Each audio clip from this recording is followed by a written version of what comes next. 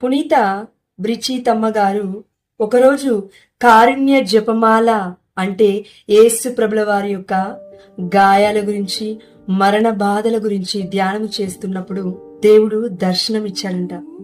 ఆ సమయంలో పునీత బ్రిజితమ్మ గారు ఒక్క ప్రశ్న అడిగారు. అదేంటంటే, అయ్యా, నీ యొక్క వీపు దున్నబడింది అని పరిశుద్ధమైన గ్రంథంలో ఉంది కదా, మరి మీరు ఎన్ని గాయాలను పొంది ఉన్నారు అని అడిగితే 5546 లోతైన గాయాలను నేను పొందాను అని యేసు ప్రభుల వారు స్వయంగా చెప్పారంట.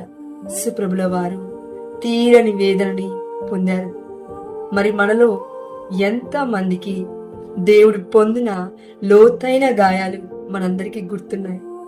మనం ఒక్కసారి ఆత్మ పరిశీలన చేసుకుంటూ దేవుడి యొక్క మరణాన్ని గుర్తు తెచ్చుకుంటే మన పాపము ఎంత ఘోరమైనదో గుర్తు